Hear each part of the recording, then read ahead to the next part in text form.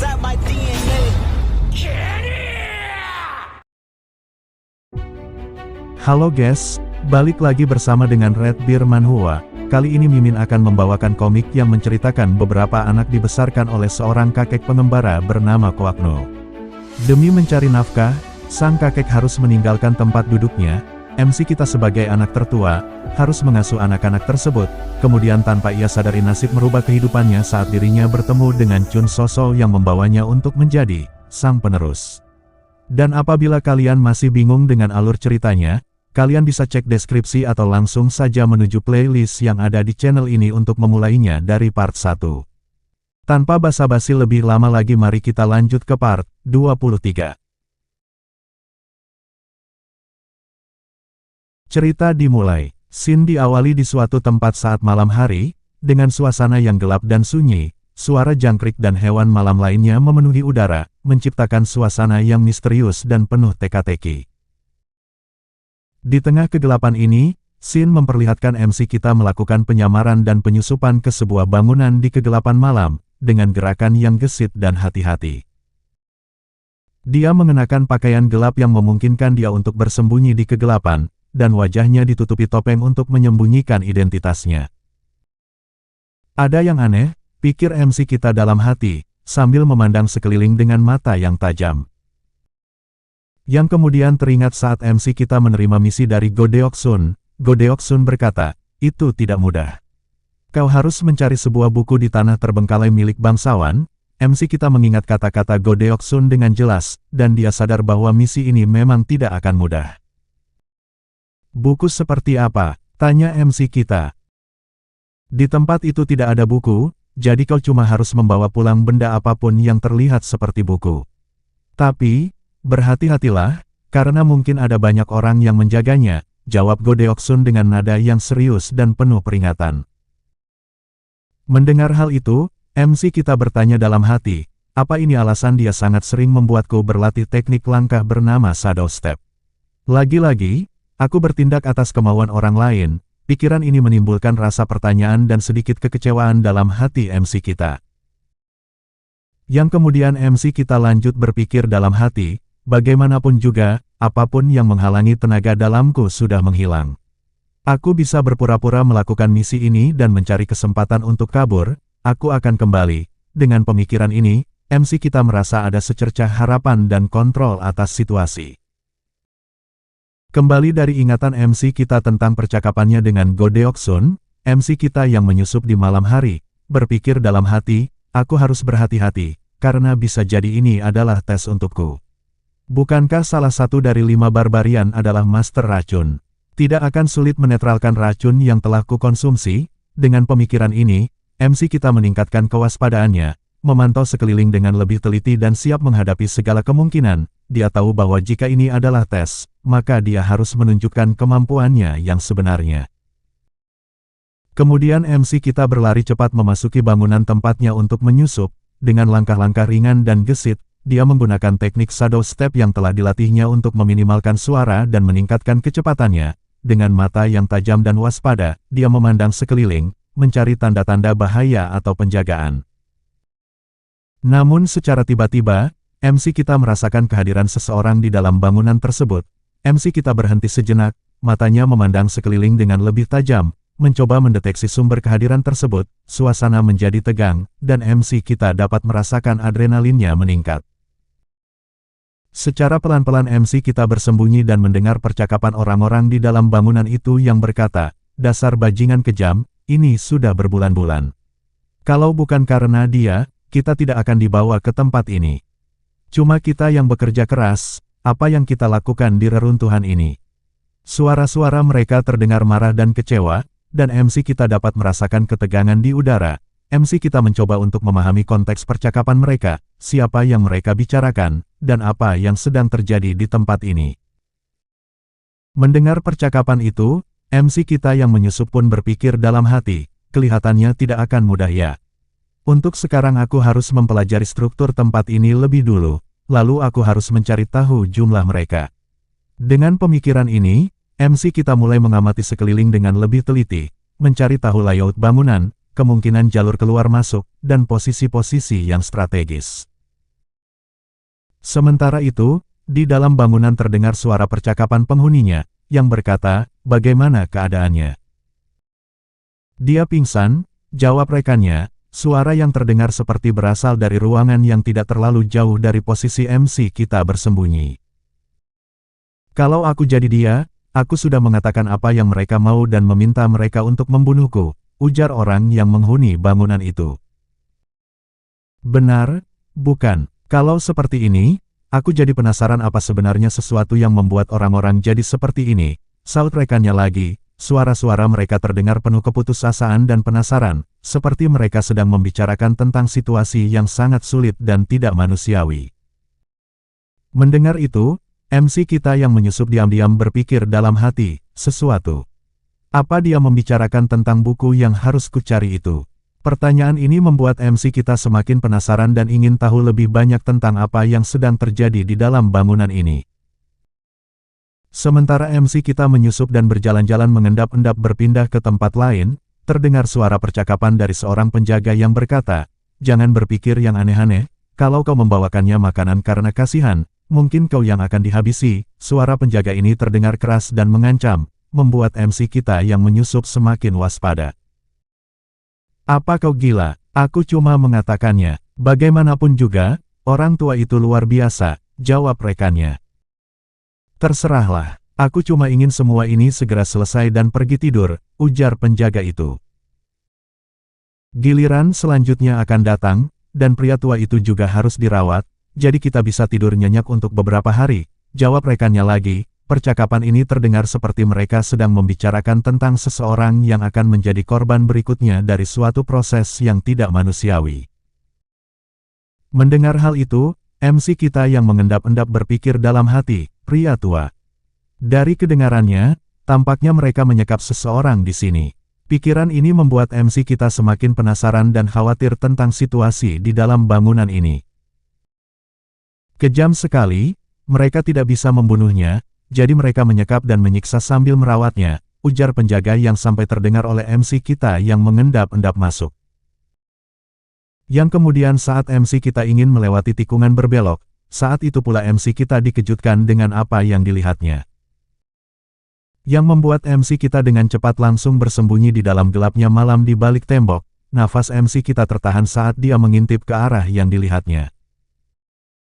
Terlihat dua orang penjaga yang melakukan percakapan dengan berkata, "Apa dia di sana?" "Kau di sini?" "Iya," jawab rekannya. "Oke, masuklah, sekarang giliran kami berpatroli," ujar penjaga itu.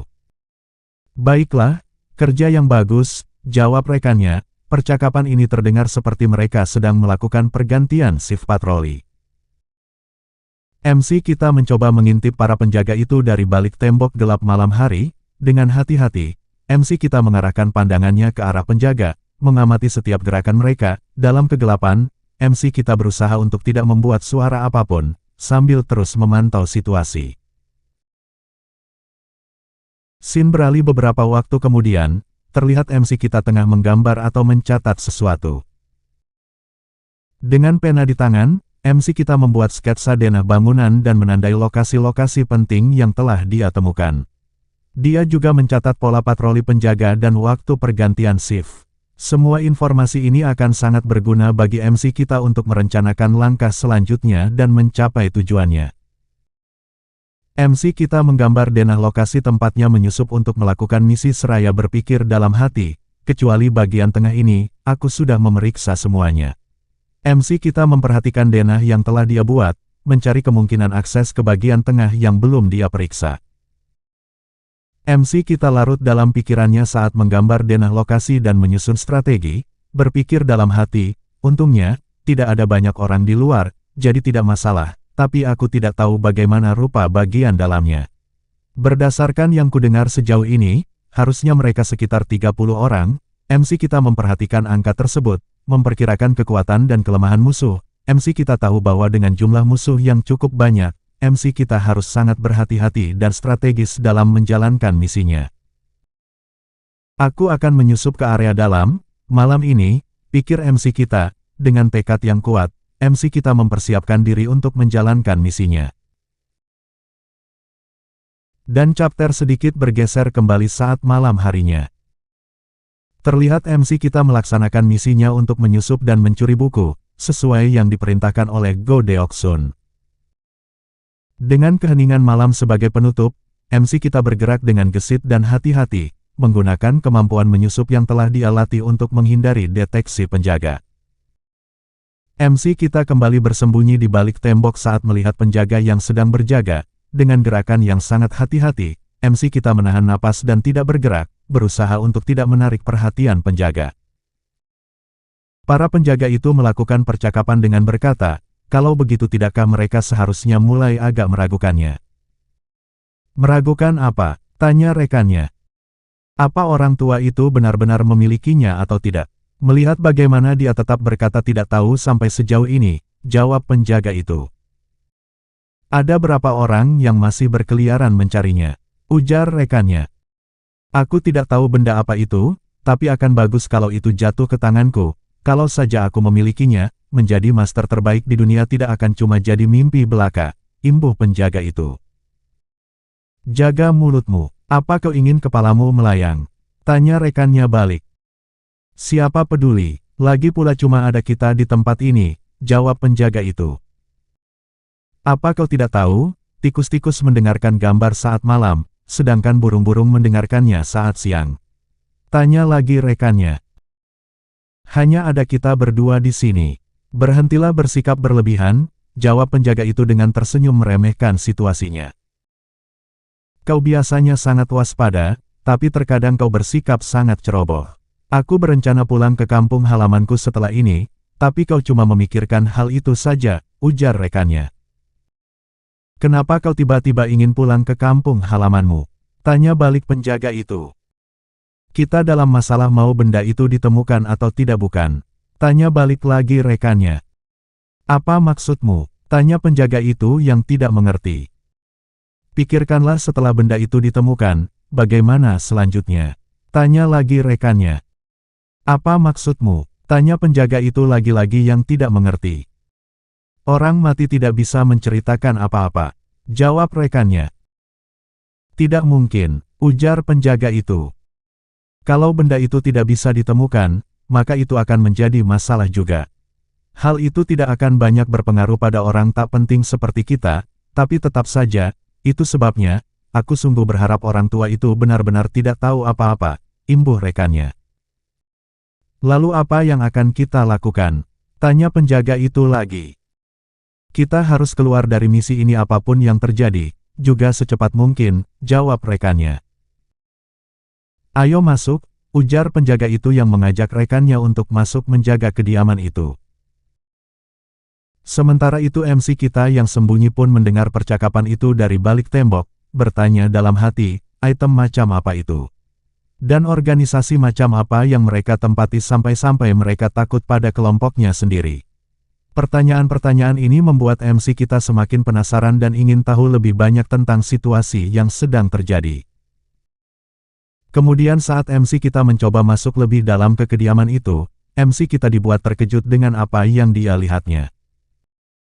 Membuat MC kita dengan cepat langsung pergi kembali di balik tembok gelap malam hari, dengan napas yang tercekat, MC kita berusaha untuk memproses apa yang baru saja dia lihat. Apa itu? Tanya MC kita yang melihat seseorang yang keluar dari balik ruangan yang terlihat samar-samar membawa sesuatu. Dengan rasa penasaran yang besar, MC kita mengamati sosok itu dengan seksama, mencoba untuk memahami apa yang sedang terjadi. Scene beralih ke beberapa waktu sebelumnya, di dalam bangunan di suatu ruangan, terlihat dua orang tengah menyekap dan menyiksa seseorang, dengan wajah samar dari balik gelapnya ruangan dan penuh rasa kesakitan, korban itu berusaha untuk bertahan hidup. Dari balik gelapnya ruangan itu, orang yang disiksa dan tergantung kedua tangannya berkata dengan suara lemah, "Hei! Air, berikan aku." Suara itu terdengar begitu putus asa, membuat suasana ruangan menjadi semakin mencekam. Dan salah seorang yang menyiksa pun memberikan sedikit airnya. Orang yang disiksa itu pun minum dengan tubuh babak belur akibat siksaan, menelan air dengan susah payah. Tubuhnya yang penuh luka dan lebam terlihat sedikit lega setelah minum, namun rasa sakit dan kelelahan masih terdengar dari suaranya.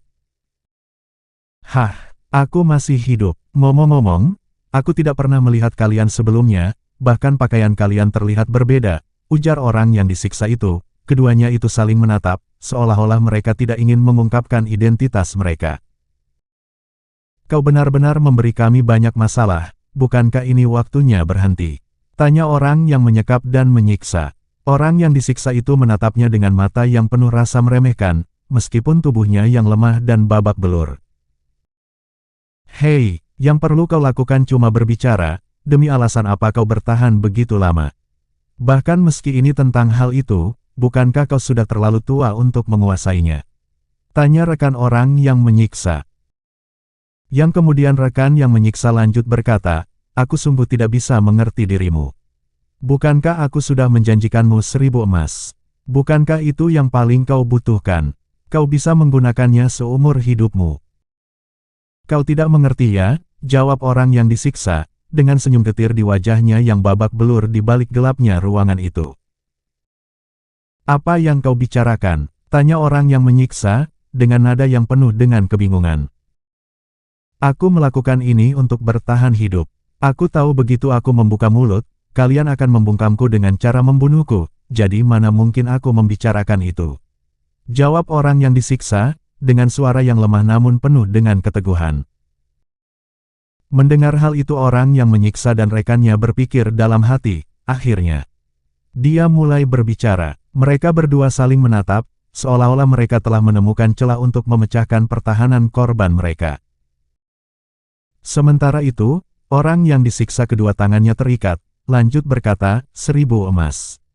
Aku tidak butuh itu, aku cuma ingin pergi dari sini hidup-hidup. Tapi siapa yang bisa menjamin itu? Jangan cemaskan itu, aku bisa bertanggung jawab atas nyawa dan keselamatanmu, jawab rekan penyiksa. Itu benar, jadi cepat beritahu kami, di mana benda itu? Ujar penyiksa itu menambahi, dengan nada yang lebih tegas dan menekan. Kau bisa menyelamatkan, kau bilang. Apa kau benar-benar punya kekuasaan untuk melakukan itu? Kau bukan pemimpin klan yang sangat ditakuti itu ya kan? Tanya balik orang yang disiksa, dengan nada yang penuh dengan rasa penasaran dan sedikit ejekan. Sementara penyiksa dan rekannya saling menatap satu sama lain setelah mendengar hal itu, seolah-olah mereka tidak menyangka bahwa korban mereka mengetahui tentang tujuan klan yang mereka maksud. Bahkan kalau aku mengatakan tentang itu pada kalian, apa kalian bisa menanggungnya? Tanya orang yang disiksa itu lagi. Apa maksudmu? Apa yang harus kami tanggung? Tanya balik rekan yang menyiksa, dengan nada yang penuh dengan rasa penasaran dan sedikit waspada. Dan terlihat orang yang disiksa adalah Koak Noh, master dari MC kita, yang menjawab dengan berkata, aku jadi seperti ini cuma karena dia berpikir aku mengetahui sesuatu tentang benda itu. Pikirkan apa yang terjadi pada orang yang benar-benar tahu letak keberadaan benda itu. Koak Noh menatap penyiksa dan rekannya dengan mata yang penuh dengan ketegasan dan peringatan. Mendengar itu, orang yang menyiksa terkejut menyadari sesuatu. Sementara rekannya balik bertanya, jadi, maksudmu kami akan jadi sepertimu? Tanyanya sambil melihat Koak Noh menatap mereka dengan mata yang penuh dengan peringatan. Harusnya kalian sendiri tahu jawabannya. Apa kalian pikir akan lebih aman setelah tahu benda apa itu? Jawab Koak Noh yang babak belur dengan tubuh tua rentanya, dengan suara yang lemah namun penuh dengan kebijaksanaan. Kalau begitu, menurutmu apa yang harus kami lakukan? Tanya rekan penyiksa lagi. Apalagi, orang yang disebut pemimpin klan harus datang dan mendengarkannya sendiri, jawab Koak Noh. Tapi saat ini pemimpin klan, ujar penyiksa yang belum selesai berkata.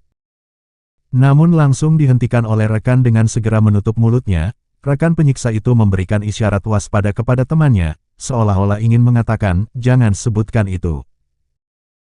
Lalu kemudian rekan yang menyiksa berkata, kalau begitu, apa kau mau? Ujarnya yang belum selesai berkata. Namun langsung disela oleh Koak Noh dengan berkata, panggil pemimpin klan ke sini, begitulah caranya agar kalian juga tetap hidup.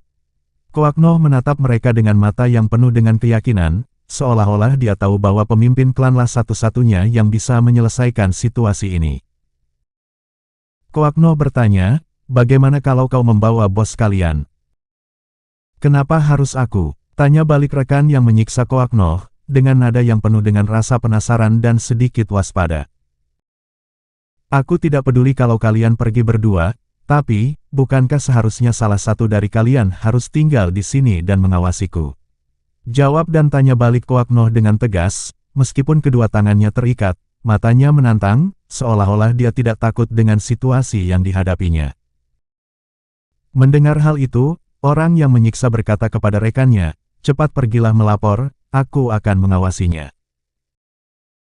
Kalau begitu, aku akan melaporkannya, kuserahkan yang di sini padamu, ujar rekannya. Yang kemudian langsung meninggalkan Koak Noh dan rekannya di ruangan tempat penyiksaan, meninggalkan mereka berdua dalam keheningan yang menegangkan. Suara langkah kaki rekannya yang pergi terdengar semakin jauh, meninggalkan Koak Noh yang terikat dan rekan penyiksa yang waspada. Setelah tinggal berdua, Koak Noh berkata, akhirnya hanya tinggal kita berdua. Perkataan Koak Noh itu membuat orang yang menyiksanya terkejut mendengarnya, matanya melebar sedikit karena tidak menyangka Koak Noh akan berbicara seperti itu. Orang itu menatap Koak Noh dengan lebih waspada, mencoba membaca ekspresi dan niat di balik kata-katanya. Lalu kemudian Koak Noh lanjut berkata, apa yang kau lakukan? Cepat lepaskan aku. Apa kau gila? Omong kosong apa yang kau ocehkan? Tanya orang yang menyiksa, suaranya meninggi karena merasa tidak percaya dengan permintaan Koak Noh. Ho, aku sudah mempersiapkannya untukmu, tapi kau tidak merespon, jadi aku harus pindah ke langkah selanjutnya, jawab Koak Noh mengakali, dengan suara yang penuh dengan intrik dan mata yang berbinar-binar dengan rencana licik. Sudah kuduga kau bukan pria tua biasa, ujar orang yang menyiksa terkejut mendengar hal itu. Matanya melebar dengan campuran antara rasa penasaran dan takut. Aku adalah orang tua yang melakukan segalanya untuk bertahan hidup. Setelah menghabiskan waktu di sini, aku menemukan satu hal yang pasti. Aku tidak tahu kau dari organisasi apa, tapi mereka pasti tidak akan membiarkanku hidup. Namun, kau berbeda. Kalau aku memberitahumu di mana benda itu berada, apa kau akan membiarkanku hidup? Ujar Koak Noh yang mencoba mengakali kembali. Matanya menatap tajam ke arah orang itu, mencari tanda-tanda kelemahan atau kesediaan untuk bekerja sama. Membiarkanmu hidup itu mudah, tapi bagaimana aku bisa percaya bahwa kau benar-benar akan menyerahkan item itu padaku? Bagaimana kalau kau lari setelah aku melepaskanmu? Tanya balik orang yang menyiksa, suaranya penuh dengan keraguan dan penasaran. Apa kau pikir aku bisa lari dengan kondisi tubuh seperti ini? Kau lebih tahu tingkatan bela diriku. Bahkan kalau aku kabur, aku tidak ada bedanya dengan monyet di telapak tangan Buddha. Tidakkah kau juga berpikir begitu? Jawab Koak Noh yang mencoba mengakali kembali, dengan senyum tipis dan mata yang berbinar-binar dengan kepastian. Kau berani melakukan trik apapun, kau akan mati. Ujar orang yang menyiksa Koak Noh, suaranya penuh dengan ancaman dan penasaran. Aku lebih khawatir mati di tengah jalan. Apa saat ini tubuhku terlihat normal? Imbu Koak Noh mencoba mengakali lagi, dengan nada yang lemah dan mata yang memohon. Sambil melepaskan ikatan Koak Noh, orang yang menyiksa Koak Noh yang termakan kata-kata manis Koak Noh pun berkata, kau ada benarnya. Kalau kau tidak punya orang untuk membantu, kau akan mati sebelum sampai ke kota. Aku sungguh berharap kau tidak merencanakan sesuatu.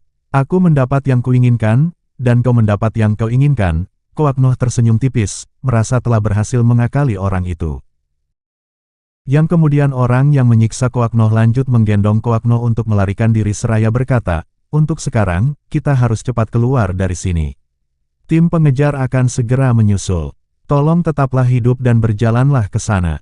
Karena kau belum boleh mati, Koak Noh tersenyum dalam hati, merasa telah berhasil memanipulasi orang itu, ia membiarkan dirinya digendong.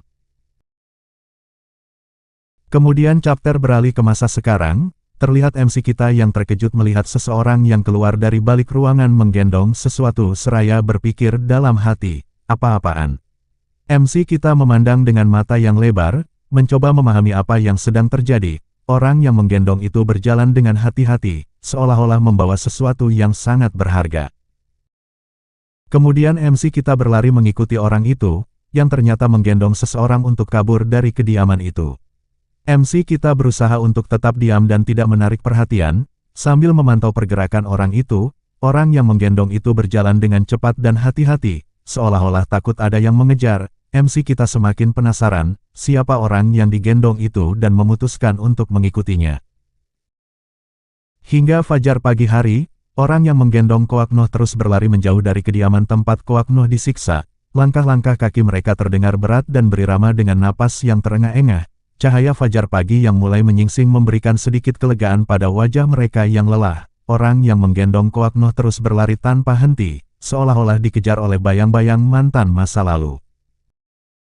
Pegangan dengan erat. Aku akan merawat lukamu begitu kita naik ke kapal, ujar orang yang menyiksa kini bersusah payah berlari sambil menggendong Koak Noh dan memikirkan rencana untuk melarikan diri atau memanfaatkan situasi ini.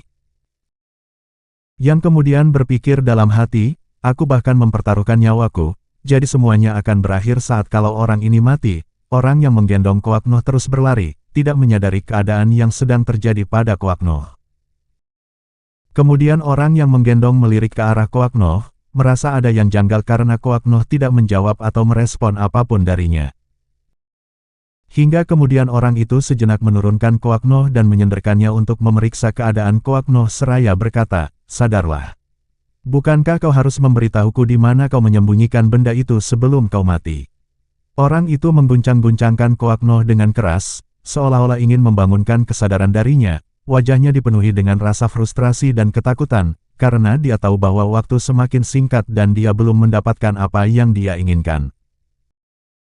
Terlihat Koak Noh yang pucat dan lemah tidak merespon apa yang dibilang oleh orang yang menggendongnya.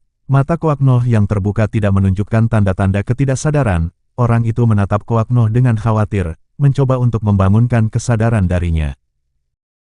Melihat hal itu, orang yang menggendongnya berpikir dalam hati, dia tidak sadar, wajahnya menunjukkan kekhawatiran dan frustrasi, karena dia sangat membutuhkan Koak Noh untuk memberitahu lokasi benda yang dicarinya. Namun secara tiba-tiba, MC kita muncul dan berteriak, "Master!" Suara teriakan itu terdengar keras dan membuat orang yang menggendong Koak Noh terkejut. Orang yang menggendong Koak Noh terkejut melirik kedatangan MC seraya bertanya dalam hati, siapa dia? Apa dia baru saja mengatakan, "Master"? Orang itu menatap MC kita dengan penuh curiga, mencoba untuk memahami hubungan antara MC kita dan Koak Noh. Kemudian tanpa aba-aba, MC kita melesat maju dengan cepat untuk menyerang orang yang menyiksa Koak Noh. Gerakan MC kita sangat cepat dan tidak terduga, membuat orang itu terkejut dan bersiap menghadapi serangan tersebut. "Jadi orang yang disiksa itu adalah kau, Master. Dasar bajingan," ujar MC kita yang melompat menyerang orang yang menyiksa Koak Noh. Orang itu terkejut dan mundur beberapa langkah, lalu mencabut pedangnya dengan gerakan yang cepat. Baku hantam pun tak dapat lagi dihindari antara MC kita dengan orang yang menyiksa Koak Noh. Kedua orang itu saling menyerang dengan pedang yang tajam, menciptakan suara dentingan yang keras dan kilatan cahaya yang tajam. Pertarungan mereka sangat sengit, dengan masing-masing pihak berusaha untuk mengalahkan lawannya. Jual beli pukulan pun terjadi, dan saling serang keduanya tidak lagi bisa dihentikan. Kedua orang itu terus bertarung dengan intensitas yang semakin meningkat. Pukulan dan tendangan mereka saling beradu dengan keras hingga suara hantaman dan dentingan senjata mereka memenuhi udara. "Bajingan, siapa kau?" tanya orang yang menyiksa Koak Noh sambil bertahan dan menyerang balik MC kita. Yang kemudian lanjut berpikir dalam hati, siapa bajingan ini? Orang itu terus bertarung sambil memikirkan hal tersebut, mencoba untuk memahami motivasi di balik tindakan MC kita. Sementara itu, dari sudut pandang MC kita yang menyerang dan bertahan, MC kita berpikir dalam hati, aku harus cepat mengalahkannya. Master tidak terlihat baik, MC kita meningkatkan intensitas serangannya, berusaha untuk menembus pertahanan lawannya dan mengakhirinya secepat mungkin. Kemudian MC kita langsung melompat menyerang orang yang menyiksa Koak Noh dengan tenaga dalamnya. Serangan ini sangat kuat dan membawa energi yang besar, membuat udara sekitar bergetar yang membuat orang itu terkejut dan berusaha untuk bertahan. Dengan bersusah payah, orang yang menyiksa Koak Noh bertahan dan menangkis serangan tombak MC kita. Orang itu menggigit bibirnya, menahan rasa sakit dan tekanan dari serangan MC kita. Pedangnya beradu dengan tombak MC kita, menciptakan suara dentingan yang keras. Sementara itu, saat orang yang menyiksa Koakno bertahan, orang itu berpikir dalam hati, dasar sinting. Dia pikir siapa dirinya. Orang itu merasa geram dan tidak percaya bahwa MC kita berani menyerangnya dengan begitu beraninya. Hingga kemudian orang itu melompat mundur menghindari serangan brutal dari MC kita yang seketika itu menghancurkan tanah yang dipijaknya. Tanah itu retak dan hancur, menunjukkan kekuatan serangan MC kita yang luar biasa. Dan kemudian orang yang menyiksa itu menyerang balik dengan cepat menggunakan tebasan jurus pedangnya. Pedangnya melesat dengan kecepatan yang luar biasa, menciptakan angin yang kuat dan suara yang memekakkan telinga.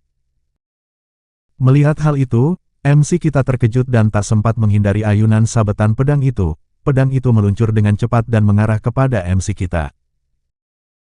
Namun secara tiba-tiba, pedang orang yang menyiksa itu dipantulkan dengan senjata rahasia yang dilemparkan oleh seseorang. Senjata itu melesat dengan cepat dan tepat mengenai pedang orang itu, membuatnya terpental dan terhuyung ke belakang. Dan kini terlihat kelereng besi jatuh setelah memantulkan sabetan pedang orang yang menggendong dan menyiksa Koakno. Kelereng besi itu bergulir di tanah, berhenti di antara MC kita dan yang menyiksa Koakno. "Siapa di sana?" teriak orang yang menggendong dan menyiksa dengan geram dan terkejut memandang sekeliling, mencari tahu siapa yang telah melemparkan kelereng besi yang telah memantulkan pedangnya. Dan kini terlihat Godeoksun, tetua dari desa penipu, yang telah melemparkan senjata rahasia dari jauh untuk memantulkan sabetan pedang. Dengan gerakan yang cepat dan tepat, Godeoksun melemparkan kelereng besi yang memantulkan pedang orang yang menggendong dan menyiksa Koakno. Melihat hal itu, MC kita terkejut dan berpikir dalam hati, Tetua kedua, MC kita memandang Godeoksun dengan rasa terima kasih dan sedikit keheranan, menyadari bahwa tetua desa penipu itu telah menyelamatkannya. Sementara itu, orang yang membawa dan menyiksa Koakno berpikir dalam hati, tidak kusangka dia bisa mengguncang tenaga dalamku dengan melemparkan senjata rahasianya. Bajingan itu kuat. Orang itu memandang Godeoksun dengan mata yang penuh kebencian sekaligus rasa hormat, menyadari bahwa tetua desa penipu itu bukanlah lawan yang bisa dianggap remeh. Di sisi lain, Godeoksun yang sudah mendekati MC kita bertanya, "Kau kenal dia?" Sambil menatap Koakno yang terbaring di tanah, MC kita pun hanya menganggukkan kepala sebagai jawaban dan tidak mengatakan apa-apa lagi. Lalu kemudian Godeoksun berkata, "Bawa dia. Serahkan tempat ini padaku." Yang membuat MC kita terkejut mendengar hal itu, MC kita memandang Godeoksun dengan rasa terkejut dan sedikit penasaran namun segera menyadari akan prioritasnya menyelamatkan Koakno. Lalu kemudian MC kita dengan cepat menghampiri Koakno yang tengah pingsan seraya berkata, "Master," MC kita memanggil Koakno dengan suara yang penuh kekhawatiran, memeriksa apakah Koakno dalam keadaan baik-baik saja setelah disiksa. Hingga akhirnya MC kita menggendong Koakno dan bersiap melarikan diri bersama dengan Koakno yang masih tidak sadarkan diri, untuk secepat mungkin agar menjauhkan diri dari tempat itu. Saat MC kita ingin melangkah pergi, saat itu pula Godeoksun bertanya dengan lantangnya, "Dengan ini, bisakah kita anggap bahwa tidak ada dendam di antara kita?" Suara Godeoksun menggema di tempat itu, membuat MC kita berhenti sejenak dan memandang kembali ke arah tetua desa penipu itu. MC kita menoleh ke arah Godeoksun dan berkata, "Ini bukan dendam, tapi jasa. Aku pasti akan membalasmu atas jasa ini." Suara MC kita terdengar penuh rasa terima kasih dan tekad, menunjukkan bahwa dia benar-benar berniat untuk membalas kebaikan Godeoksun. "Dengan tidak ada dendam saja sudah cukup. Pergilah," ujar Godeoksun kepada MC kita dan segera bersiap-siap melawan orang yang menyiksa Koakno. MC kita mengangguk, lalu bergegas membawa Koakno pergi dari tempat itu, sedangkan Godeoksun berdiri tegak, siap menghadapi apapun yang akan terjadi selanjutnya. Sementara itu, orang yang menyiksa Koakno melihat MC kita membawa Koakno pergi, dirinya pun berteriak dengan geramnya, "Kau pikir akan pergi kemana?" Suara keras dan penuh kemarahan menggema di tempat itu, membuat Godeoksun menoleh ke arahnya dengan mata yang tajam. "Lion Nari dari klan Blood Tower, lawanmu adalah aku," saut Godeoksun dengan percaya diri. Suara Godeoksun terdengar lantang dan penuh keyakinan, membuat Lion Nari berhenti sejenak dan memandangnya dengan mata yang penuh keterkejutan. "Bagaimana bisa kau?" Ujar Lion Nari dengan terkejut mengetahui Godeoksun tahu akan identitasnya, wajahnya memerah karena kemarahan dan keterkejutan, matanya membara dengan api kebencian. Sedangkan di sisi lainnya, MC kita kini telah berhasil melarikan diri untuk menjauh, membawa serta Koak No yang tak sadarkan diri. Langkah-langkah MC kita cepat dan mantap, menunjukkan keteguhan dan kekhawatirannya terhadap Koak No.